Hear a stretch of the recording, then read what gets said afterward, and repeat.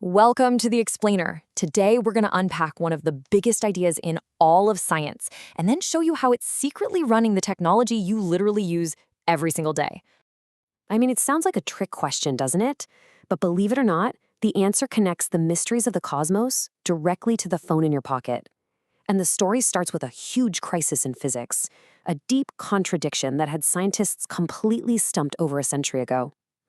Okay, let's dive in. So to really get what Einstein did, we've got to go back and understand the massive problem he was staring down. You see, back in the late 19th century, physics was standing on two incredible but totally incompatible ideas. On one side, you had the legend Sir Isaac Newton. For more than 150 years, his laws were king. He imagined this perfect clockwork universe, where space was a fixed stage and time was a universal clock, ticking at the same rate for everyone, everywhere.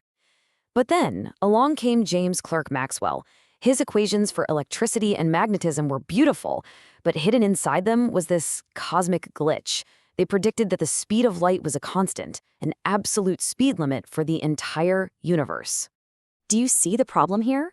How can the speed of light be constant if space and time are also constant? Think about it. If you're on a train and you throw a ball, its speed relative to the ground is the ball speed plus the train speed. Simple. But Maxwell was saying that if you're on a rocket ship and you shine a flashlight, that light zips away at the exact same speed, c, no matter how fast your rocket is going. It just didn't make sense. This blatant contradiction stumped the smartest people on the planet for 50 years. Then, in 1905, along comes this young patent clerk, Albert Einstein. He looks at this huge conflict, and instead of trying to patch things up, he just builds a whole new foundation for physics. He called it the special theory of relativity.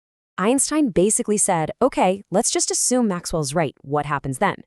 He started with two really simple but incredibly powerful ideas. One, the laws of physics work the same for everybody who's moving at a constant speed. Two, the speed of light in a vacuum is the absolute cosmic speed limit, period. And then he just followed those ideas wherever they led. And where they led was shocking. If the speed of light is the one thing that never ever changes, then other things we thought were constant can't be. To make the universe logically consistent, space and time themselves have to be flexible.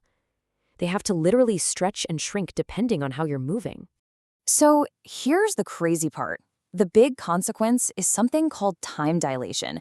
From the perspective of someone standing still, a clock that's moving will actually tick slower.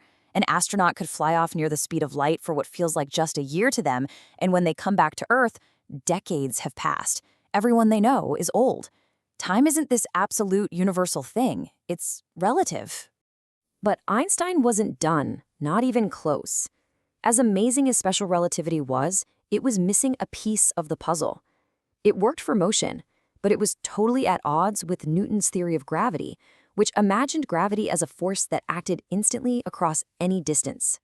So 10 years later, Einstein drops his masterpiece, the general theory of relativity.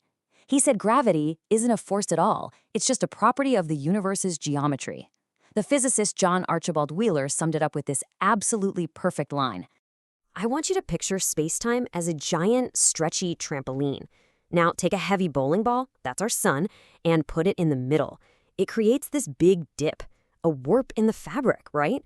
Well, a smaller ball, like the Earth, isn't being pulled by the bowling ball. It's just rolling along the curved edge of that dip. What we feel as gravity is just us moving along the curves of space-time.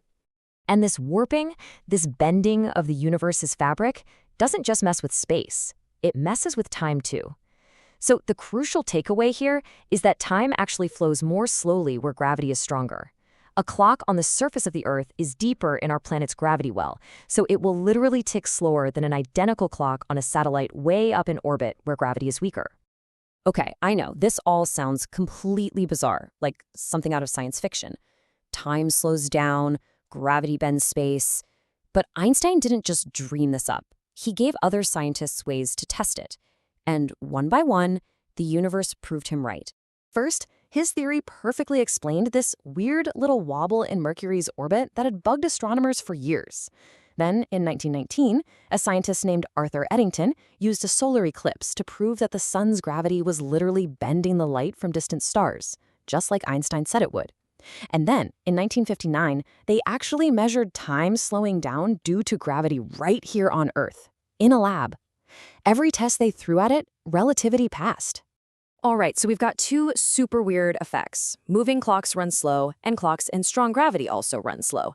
Now, this is where it gets really cool, because these two mind-bending ideas come together in a piece of technology that pretty much all of us use every single day.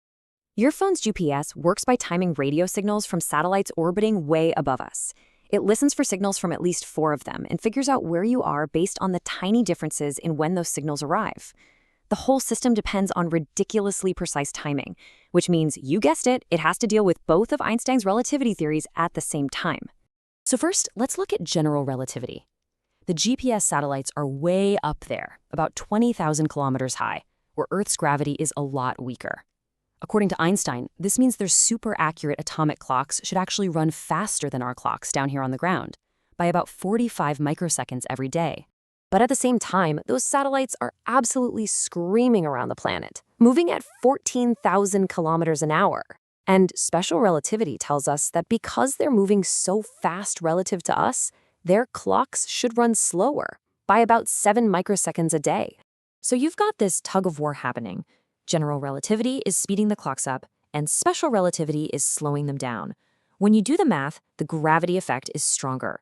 You take the 45 microseconds gained from weaker gravity, subtract the 7 microseconds lost from high speed, and you get a net effect. The clocks on GPS satellites get ahead of us by 38 microseconds every single day.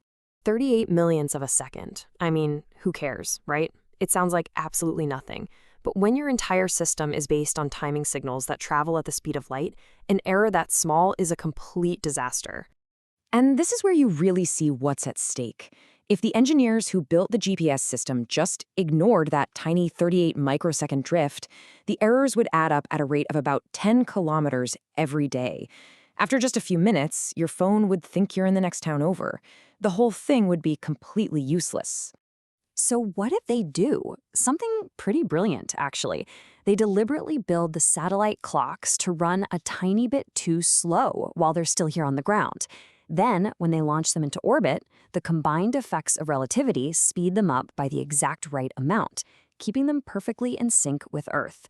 Your daily commute is literally made possible by Einstein's theories. It's just an amazing reminder that a theory that came from pure abstract curiosity, just wondering about the nature of space and time, has become this essential piece of our modern world. And it really makes you wonder, doesn't it? What other scientific ideas that seem totally theoretical today are just waiting to completely change our lives tomorrow?